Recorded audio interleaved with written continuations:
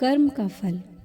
कर्म के बारे में गीता में कही गई यह बात काफ़ी चर्चित है कि तुम्हें अपना कर्तव्य करने का अधिकार है, किंतु कर्म के फलों के तुम अधिकारी नहीं हो। तुम ना तो कभी अपने कर्मों के फलों का कारण मानो और ना ही कर्म करने में कभी आसक्त हो। अपने आप को कर्मों का कारण ना मानने से तात्पर्य है कि मनुष्य को कर्म प्रकृति के 3 गुणों सत्व, रज और तम के प्रभाव के अनुसार करता है। मनुष्य में जिस गुण का प्रधानता होगी वह उसी के अनुसार कर्म करेगा। फल के लिए किए गए कर्म बंधन का कारण बनते हैं, ऐसे कर्म अशुभ होते हैं।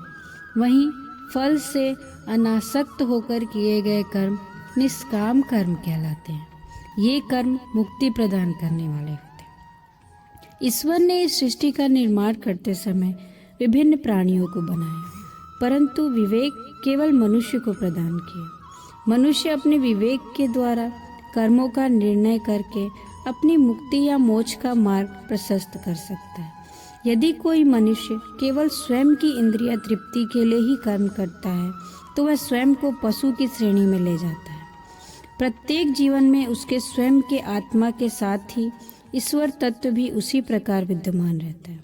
जैसे एक पेड़ पर 2 पक्षी होते हैं, जिनमें एक फल खा रहा होता है और दूसरा उसे केवल देख रहा होता है। जब मनुष्य स्वयं की इंद्रियों की तृप्ति के लिए पशु की तरह कर्म कर रहा होता है तो ईश्वर तत्व उसे देख रहा है, उसे उसी के अनुसार पशु योनि अगले जन्म में प्रदान करता है। इसी प्रकार जब मनुष्य सृष्टि के कल्याण के लिए कर्म करता है तो वह संसार के ऋण से मुक्त होकर मोक्ष को प्राप्त करता है। इसको देखते हुए हर मनुष्य को अपने विवेक का उपयोग करते हुए अपनी इंद्रियों पर नियंत्रण करना चाहिए।